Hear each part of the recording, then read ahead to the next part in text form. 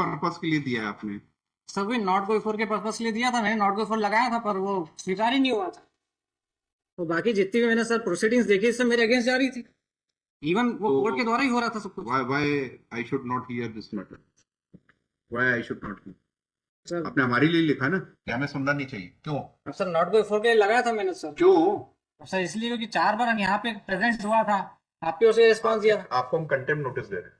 ये आप बोल नहीं सकते ये हमारे केस इस जज के सामने नहीं सुना जाए या उसके सामने नहीं सुना तो जाए। Sir contempt. ये तो प्रावधान तो है नॉट गो फॉर का, वो केस स्टेटस में दिखता भी है not go for by advocate जो भी हो, वो तो प्रावधान है वो तो। नहीं ऐसा कोई प्रावधान और नहीं। मैं तो सर आपके पास गया भी था, आपके पास में आए हुए सर नॉट गो फॉर, मेरे को यही बताया गया था अगर कोई नॉट गो फॉर का आपको मतलब ऑर्डर चाहिए तो जिस दिन आपकी केस की तारीख होती है हाँ। तो फिर आप जज साहब के सामने नॉट गो फॉर का रिक्वेस्ट कर किसने सकते हैं। सलाह दी आपको ये?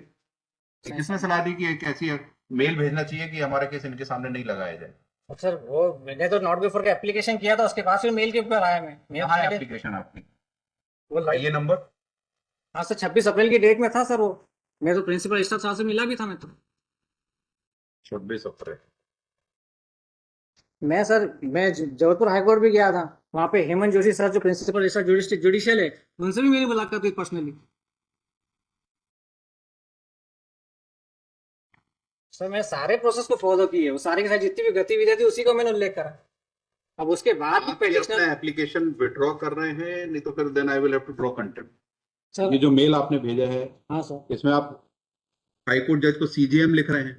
नहीं what is all this? CGM Abhishek Nagraj भी उसमें है और जो ट्रायल कोर्ट और सेशन कोर्ट के जजेस का नाम भी है सर। जो मैंने जुडिशियल करप्शन देखा है उसी को तो मैंने उल्लेख करा उसमें। ठीक है, आपको मतलब ये मेल आपका भेजा हुआ है, then accept notice of contempt. Sir अगर इसमें नॉट गो फॉर आ गया तो ठीक है सर, अगर नॉट गो फॉर यहाँ से जारी हो जाता है तो वो भी ठीक है। क्यों? ऐसा नहीं होता कि आप चाहेंगे कि हमारे केस इस जज के सामने लगे या उस जज के सामने, ये आपकी इच्छा में नहीं, जो हाईकोर्ट जहां लगाएगा वहां बहस करनी पड़ेगी आपको। तो सर फिर नॉट गो फॉर फिर अपन पिटिशनर या फिर एडवोकेट का फिर उसमें क्यों क्लॉज लिखा आता है नॉट गो फॉर बाय वो एडवोकेट? हमारा इंटरनल रीजन है, it is nothing to do with you. Sir आप देख वो लीजिए। हमारा, वो जज अगर बोले कि ये केस हमको नहीं सुनना तो वो तो उसमें लिखा था कि नॉट गो बिफोर। हाँ तो you can not claim as a matter of right. Sir मैंने कई बार देखा नॉट गो फॉर तो एडवोकेट्स इसलिए आपको बोला गया था कि वकील लगाइए, क्योंकि आपको हाईकोर्ट का प्रोसीजर नहीं पता है, इसलिए आपको जज साहब ने सलाह दी थी कि आप वकील लगाइए। तो सर मैंने तो तो ये सब जो अननेसेसरी जो मेल भेज रहे हैं ना आप, hmm. This is contemptuous. Sir contemptuous तो सर मैंने तो सारी गतिविधियां लिखी है, कितना लंबा मैं जुडिशियल करप्शन देख रहा हूँ। Then accept notice if you are still pressing your email. तो सर एक काम करिए आप फिर पिटीशन पे डिसमिस कर दीजिए, फिर वो मेल का जो भी होगा फिर उसके बाद फिर जैसी भी हो फिर खत्म हो जाएगा। फिर आपके ऊपर है सर, हम तो सर एक लीगल रिक्वायरमेंट के लिए आए हैं सर, एक पिटीशनर। मेरिट पे बहस करिए, ये सब मेल क्यों भेजते हैं? तो सर मैं मेरिट पे हमेशा बहस ही करता हूँ। मैं तो सारे के सारे 250-300 पन्ने तो मैंने तो लगा के रखे, 23 साइटेशंस मैंने लगाए सर सुप्रीम कोर्ट के जज, हाई कोर्ट्स के सारे मेरे पास से पहली बार आया है, इसके पहले मेरे यहाँ कभी नहीं लगा। नहीं सर 4 बार लग चुका है, 1 फरवरी 5 अप्रैल 10 महीने को तारीख तक याद है, सब चीज मैंने लिखा है सर। ऑर्डर शीट में देख के बता दीजिए। हाँ उसमें बता दीजिए ऑर्डर कितनी बार हमारे यहाँ लगा है। 4 बार लग चुका है सर आपके।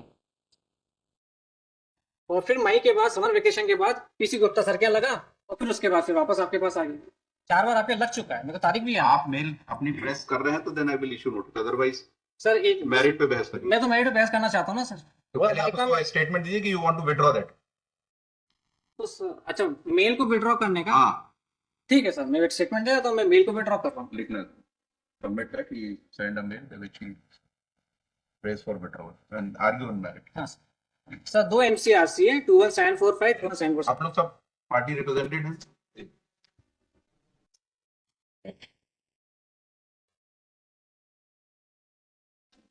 यस सर सबसे पहले MCRC 21745 सर 2 करोड़ का लैंड फ्रॉड है, उसकी FIR दर्ज की गई थी माधवनगर थाने में, और केवल धारा लगाई गई ओनली 420, जबकि 5 कूट रचित दस्तावेज के आधार पे क्राइम हुआ था। वो 5 कूट रचित दस्तावेज ये हैं: फर्जी नामांतरण आवेदन पत्र, फर्जी शपथ पत्र, फर्जी अनापत्ति शपथ पत्र, फर्जी क्षतिपूर्ति लेख और नकली वसीयतनामा। तो इन 5 कूट रचित दस्तावेज के आधार पर भी 467, 468, 471 की धाराएं नहीं लगाई गई। और फिर 2 करोड़ की सब फ्रॉड पर ट्रायल कोर्ट से इमीडिएटली बेल भी दे दी गई, हमने जबकि बेल पे आपत्ति दर्ज की थी। फिर हम ट्रायल कोर्ट, फिर सेशन कोर्ट, वहां पे हमने फिर बेल कैंसलेशन और साथ में फिर धारा बढ़ाना और महिला को भी सह आरोपी बनाना। 2 करोड़ के फ्रॉड में महिला भी उसमें समान रूप से भागीदार है, महिला तक को आरोपी नहीं बनाएंगे। तो सर इसी रिक्वायरमेंट के साथ हमने ये एमसीआरसी 482 के अंदर फाइल करी है। एक और चीज, एक लॉजिकल चीज मैं आपको बताना चाहूंगा सर, आज तक कभी भी इकलौते वारिस की स्थिति में, इकलौते वारिस के पक्ष में कभी वसीयतनामे की आवश्यकता ही नहीं पड़ी। तो ये वसीयतनामा तो ऐसे ही कूटरचित सिद्ध हो गया, हमको हस्ताक्षर की जरूरत ही नहीं। एक तरफ वो अपने आप को इकलौता सगवाई बता रहे हैं फर्जी शपथ पत्र के माध्यम से, दूसरी तरफ वसीयतनामे बता दिया। ऐसा आज तक कभी हुआ ही नहीं। इकलौते वारिस की स्थिति में, इकलौते वारिस के पक्ष में कभी वसीयतनामे की आवश्यकता पड़ी। अगर कोई माता पिता की इकलौती संतान कोई सिविल सूट भी चल रहा है इसमें?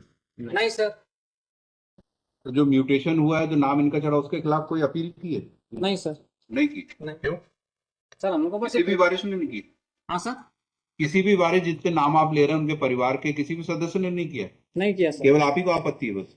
हाँ सर, उनको जानकारी भी नहीं थी, और जब हो मेरे गई होगी जानकारी, इतना सब आपने हाँ तो वो पेपर सब में उनके साथ छापा है। मिले हुए ना सर, अब सब इकट्ठे हो मिले गए। हुए? हाँ सर, तभी तो मैंने अकेले ने एफआईआर कराई है सर। अच्छा, और बाकी और ये एक और- बाकी लोग कौन है? सुभाष, शैलेंद्र, योगेंद्र, सर ये भी इनके भाई है, सगे भाई है। और इनको सर क्या मिला इसमें? इनको सर, अब मैं आपको बताऊं, ये इन्होंने ही मिल करके मेरे पे जानलेवा हमला किया ताकि इसके ऊपर एफआईआर ना हो। ये सब मिले हुए इनके साथ ही, तभी तो जानलेवा हमला भी हो चुका है मेरे पर, इसी एफआईआर को रोकने के लिए। आजीवन कारावास के एफआईआर को रोकने के लिए जानलेवा हमला करने के कारण सर ये 307 क्लॉज 2 वाला मामला बन गया, डेथ पनिशमेंट वाला 307। तो सर ये मामला मैटर है सर, सब लोग मिल गए ना, तभी तो मेरे पे जानलेवा हमला भी हो चुका है। इसलिए सर दोनों हमने एनसीआरसी को कनेक्ट कर दिया, क्योंकि आवेदक भी एक है, अपराधी भी एक है, और थाना भी एक है। तो सर हम बस ये तो ये चाहते जो हैं। टोडरमल, ये आपके चाचा जी थे? हाँ, स्वर्गीय चाचा तो दोनों। उनके कोई बच्चे और शादी नहीं की थी उन्होंने? नहीं, नहीं रहूंगी चाचा। तो ये शैलेंद्र आपका भाई है? नहीं, उनका भाई है। किनका? मृतक मृतक जो चाचा है उनके भाई है। वो भी आपके चाचा ही हुए हाँ, मतलब? वही मेरे चाचा ही हुए हैं। ये भी टोटल के भाई के लड़के हैं। हाँ राजेंद्र के लड़के। हाँ, समझ गया, ठीक है, वो भाई है इनके, 64 साल के। तो सर 4 कागज के आधार पे इनके टोटल बन के कुल कितने भाई हैं? 5 भाई है सर, और पांचों जीवित एक ही घर में रहते हैं सर। अच्छा, तो इन्होंने विल की कॉपी कहाँ है? विल की कॉपी लगी है सर, लगाई आपने? ये चार्जशीट में लगी है सर, बता रहा हूँ पेज नंबर 56 नंबर पेज है सर।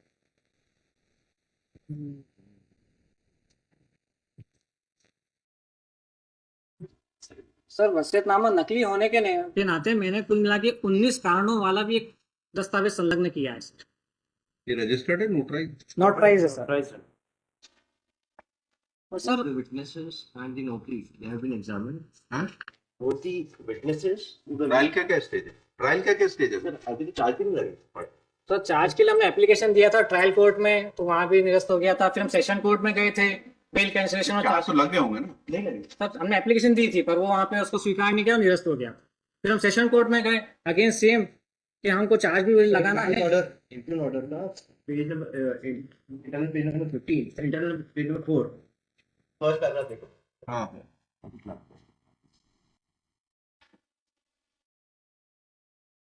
चार्ज विजिट वही है। दे फाइल्ड एन एप्लीकेशन देयर कि कुछ डॉक्यूमेंट एक्स्ट्रा चाहिए, प्रोसिक्यूशन से बुलाया जाए एज ए ये तो अभी इसमें लिखा आरोप तर्क हेतु, तो अभी आरोप लगेगा। सर पर वहां पे हमने एप्लीकेशन दे दी थी, उसको भी हमने लगा के रखा है ना सर। इसलिए कोर्ट आपको कह रहा था कि आप वकील लगाइए, आपको प्रोसीजर ही नहीं समझ में आता है कि क्या होता है कोर्ट। आपने एलएलबी की है? सर 482 में इनहेरेंट पावर्स और securing the end of justice में किसी जो प्रकार की मजिस्ट्रेट का limitation काम है नहीं वो हाई कोर्ट करे यहाँ चार्ज लगाने का। सर 482 में तो प्रावधान है सर, इनहेरेंट पावर्स ऑफ और securing the end of justice. और सर मेरे पास सुप्रीम कोर्ट के जजमेंट्स हैं, जिसमें 482 में alteration of charges as well as cancellation of पहले चार्ज लगाने तो दीजिए, आप ये सब बहस पहले वहां करिए। सर यहाँ पे सर ऑलरेडी है मेरे पास ये। वेस्टेड इनफ टाइम ऑफ नहीं सर ऑलरेडी मेरा टाइम वेस्ट हो गया सर 2 साल। सर मेरा टाइम वेस्ट हो गया sir. Who is responsible? Sir supreme court का जजमेंट ये है। Called you? ना सर, सुप्रीम कोर्ट का जजमेंट ये है कि ब्रीफ फैक्ट्स, फैक्चुअल मैट्रिक्स और मेरिट्स के को कंसीडर किए बिना ऑर्डर अपन ना जारी करे तो ठीक है सर। ये है मेरे पास, मैं आपको देना चाहता हूँ। दे दीजिए, like page number 2, para number 10। तो सर सुप्रीम कोर्ट का जजमेंट ही है, तो फैक्चुअल मैट्रिक्स, ब्रीफ फैक्ट्स और मेरिट्स को तो कंसीडर करना पड़ेगा सर, जो भी केस जिस भी कोर्ट में प्रेजेंट होता है। ठीक है, और कुछ कहना? सर ये और साथ में कैंसिलेशन ऑफ बेल और महिला को भी आरोपी बनाना। और सर अगर वापस वहां जाएंगे तो फिर वो मेरे को ट्रायल कोर्ट के जज ने ये बोला था, क्योंकि आपका मामला सेशन कोर्ट तक से निरस्त हो चुका है तो आप हमारे पास नहीं आ सकते, आपको हाई कोर्ट जाना पड़ेगा। अब वहां पे हमें जा ही नहीं सकता, वो हमेशा के लिए डोर्स क्लोज हो चुके हैं वहां पे फॉरएवर। इसलिए फिर हम हाई कोर्ट है 482 में।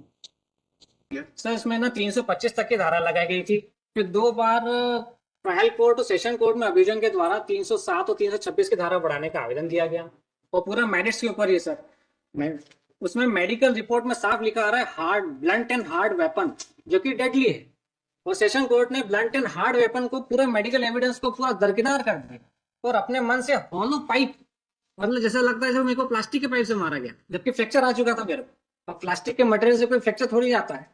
तो सर वहां पे पूरा मेरिट्स को, मेडिकल एविडेंस तक को पूरा टोटली इग्नोर किया गया, और medical evidence blunt and hard weapon का जो उसमें उल्लेख है उसी के आधार पर ये अभियोजन ने 2 बार ट्रायल कोर्ट और सेशन कोर्ट में धारा बढ़ाने का आवेदन दिया। Totally sir on the merits only. Sir पे लोहे के डंडे से वार किया गया, मैं अपना हाथ बीच में लिया, हाथ फ्रैक्चर हो गया। अगर हाथ नहीं लाता तो सर फ्रैक्चर हो जाता, तो मैं वहीं ऑन द स्पॉट में खत्म हो जाता। तो सर हमने एसपी ऑफिस में भी दिया 3 साल की धारा बढ़ाने के लिए, वहां से भी कुछ कार्रवाई नहीं हुई। और सर इसके सपोर्ट में मैंने 23 judgments, landmark judgment supreme court के, वो सब मैंने अटैच किए। और सर मेरे ही जैसे मामले में सन 2019 में जब जस्टिस वीरेंद्र सिंह सर थे, उन्होंने 3 साल की धारा बढ़ा दी थी, सेम मामला मेरा भी है। तो सर मैं भी चाहता हूँ कि जब इंदौर हाईकोर्ट में वीरेंद्र सिंह सर के द्वारा सेम मेरे मामले 3 साल की धारा बढ़ाई गई थी, तो आज वही 3 साल धारा मेरे मैटर में बढ़ जाए, और ये 3 साल क्लॉज 2 का मामला बन गया डेथ पनिशमेंट में, क्योंकि आजीवन कारावास की जो लैंड फ्रॉड की एफआईआर है उसको रोकने के लिए मेरे पे जानलेवा हमला हुआ।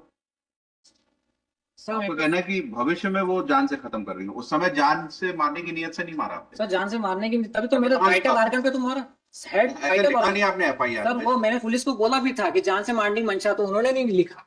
और ये आवश्यक नहीं कि हर बार एफआईआर में पुलिस के द्वारा ही उसका उल्लेख किया जाए, घटना से लॉजिकली प्रूव हो रहा है सर पे वार किया था, और सर सबसे वाइटल ऑर्गन होता है पूरे बॉडी का, और मैंने उसको अपने हाथ से रोक लिया।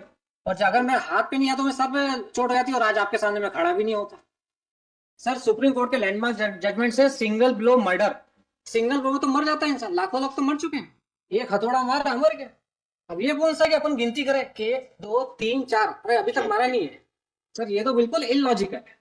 और इलॉजिकली सर, और सबसे बड़ी बात है मेडिकल एविडेंस को कोई भी दरकिनार कैसे कर सकते, जबकि हार्ड एंड ब्लंट वेपन का उल्लेख हो। Blunt and hard is a deadly weapon, तो डेडली वेपन से मेरे पे वार हुआ, वही पुलिस के सामने। ठीक है। इतना साहस है सर कि पुलिस के सामने मेरे पे जानलेवा हमला हुआ है। पुलिस कांस्टेबल के बयान में? हाँ कांस्टेबल के बयान में, मतलब सब चार्जशीट। क्या नाम है कांस्टेबल का? राजेंद्र नाम है, कांस्टेबल राजेंद्र, सरनेम याद इसकी नहीं। डायरी दे देना, इसकी डायरी दे देना। ठीक है, कंसिडर नेक्स्ट। ठीक।